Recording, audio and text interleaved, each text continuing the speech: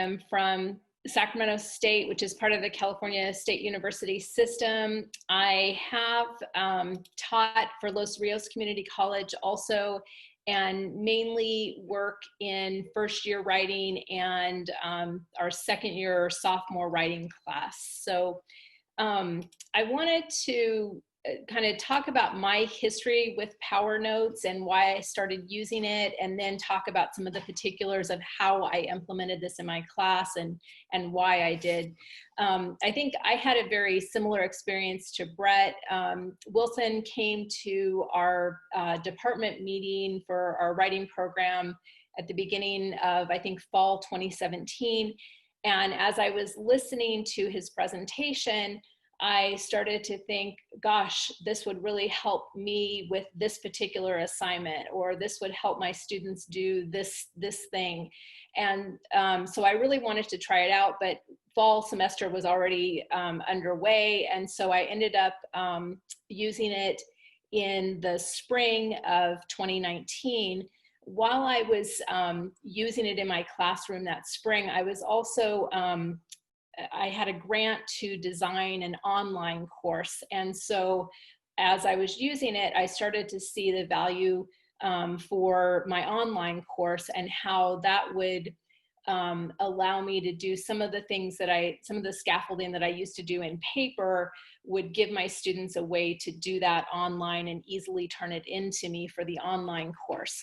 And so I think as I've used this over the past few years, I've found kind of more and more applications for what I'm doing. I want to talk also today about my advice for implementing and using this in the classroom, and then finally just kind of why it's been helpful and kind of where I'm going with this from here, as the whole California State University system will be online in the fall. And so I'm going to have to make much more use of this to help my students through the research process. So a few things. One, I think, is probably take time to practice using the program yourself. I think the more familiar you are with it, the easier it is to point your students and walk them through it. I think students who struggle with technology will probably also struggle here, but I think there are a lot of good videos that help them with it. And then the ones that tend not to struggle easily, I think, pick it up. The other thing I recommend is to have a clear purpose in mind for why you're using the technology so that you can communicate this to students. I think a lot of times when you're throwing new technology at them, sometimes it's overwhelming, and I try I'd like to use technology, but I'd like to use it so that it's valuable. And so I try to communicate to them why we're using PowerNotes and what they're going to get out of it. I think if students know what they're going to get out of it, then they'll try to use it, and then they end up really liking it. And most of my students have said, once they started using it, that they're then applying it to other courses where they're doing research and reading. So I think some of the things that I used as why are we doing this and what are our purposes is that I already was collecting notes from them in paper on their articles, but that was really ineffective, especially for my rhetorical analysis, where I was asking them to do so much in those notes that it was just cumbersome and messy and so forth. And so this is an easier, smoother way to do that. I also like about PowerNotes, and communicate this to my students, that instead of having, I don't know, 3 or 4 different sources with notes on them, PowerNotes collects all of that into one document or project, and then they can easily see the relationships between those sources. I recommend also having some kind of a practice assignment that just gives them credit just to use the program. That way they can develop their skills at using it. So then when it comes to the really important assignment that you want them to use it with, they already have skills and they're not spending so much time struggling with the technology.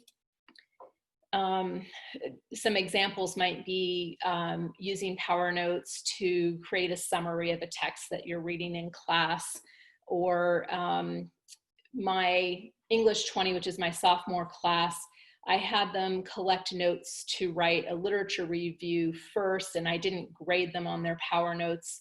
But then what I did grade them on was the rhetorical analysis that I had them using PowerNotes with. But the first opportunity was more low key so that they could get used to using the program. I think also just emphasizing the importance of watching the PowerNotes videos or reading the blog with the tips is helpful to get them used to the technology.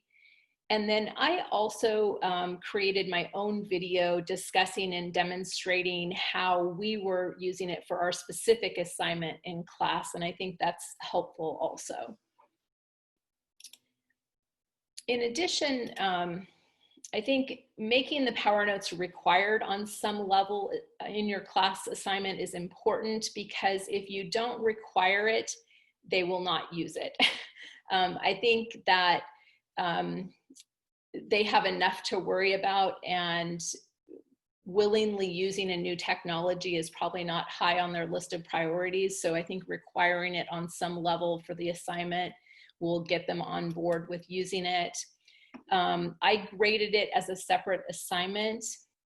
In one class, I think for the early practice assignment, I gave extra credit one time, and then other times I've actually required them to use it, but just done kind of a credit, no credit. The other thing, as you're using PowerNotes for a particular assignment, I would consider giving students a list of topics or maybe a template for topics that you think would be good for them to collect notes about. For my rhetorical analysis, this is particularly important because we read an article, talked about the rhetorical situation and terminology, and I wanted them to use that terminology and match it to what they were seeing in the documents that they were collecting samples from. I think it also is helpful for, like with first year writing a research topic. Students may not understand what kinds of things to collect information on, and so some guidance about how to create the topics in PowerNotes I think is helpful. The share feature, which is a newer feature, is wonderful. I was so excited to hear about this feature, and I used it for the first time this spring. And I'll show you a sample of what I was able to do with that. And I think that is really valuable for us as instructors, because we, even though when I used PowerNotes previously on assignments, I had them turn those in and I could see their finished PowerNotes product. With the share feature, I was able to get in there earlier and head off some people that were on the wrong track. So I think a lot of times, I'm going to refer back to the rhetorical analysis assignment again, because that's a hard concept for them to grasp. They start analyzing the content rather than the rhetorical strategies. And so getting in there with the share feature allowed me to get people on task and on track for the assignment. And I think the same could be said with a research paper. If students aren't taking effective notes, then they may get off track for the paper. The other thing I think is important as you're using it is to consider how you'll grade the PowerNotes so that students know what to do or what to turn in. I'm going to show a rubric for my rhetorical analysis assignment that I used so that they knew exactly the minimum to do in the PowerNotes for me. And let me see. So this next slide, well, let me, I guess, kind of back up a minute. So I think those are really my main bits of advice for implementing this, orienting the students, having a clear structure for using PowerNotes and explaining to them what to do and why you're using it, I think are all helpful things. And then in terms of some of the things that I've been talking about, this is a screenshot of the shared PowerNotes project. You'll notice that this one is for my rhetorical analysis assignment. This student added in their own rhetorical strategies that they were going to look for in the documents that they were examining. I had students examine several documents and collect samples of the strategies. This one that I'm looking at is their collection of jargon strategies. I can see they have 7 different samples. Here is the student's analysis of this particular strategy that's working, and then here is the part of the text that they quoted to talk about the strategy, and then PowerNotes has automatically noted where that sample came from. And then I was able to go in and comment to help the student with their analysis. And I just added a comment. One thing you could add to your analysis of the jargon is why the jargon is helpful or what it accomplishes for the writer and reader. And this allowed the student to extend their analysis and be more detailed. So I think the share feature is definitely a great added teaching tool for me. And then this particular slide shows my criteria for that assignment and my rubric, which I have on Canvas. And so I'm very specific about how many sources they need to gather materials from, how many rhetorical strategies they need to look at, and how many examples they need to pull from each of those documents. And so I think having a clear rubric is helpful for students. Before I had the clear rubric, I think I would have some students have very short PowerNotes and others have really extensive PowerNotes. And I think that still kind of happens a little bit, but at least I had some minimum standards for what I wanted them to do. And then the other thing I included here is just wording in my syllabus, and this looks kind of messy because I've cut this from 3 different pages of the syllabus. So I talked about technology we'd be using in class, and I included PowerNotes and a link to it so that they would be aware when the class began that they would have to learn something new. I talked about it as part of my grading policy since I was collecting the PowerNotes for one of the major assignments. And then it also appears in my schedule for when we're using that.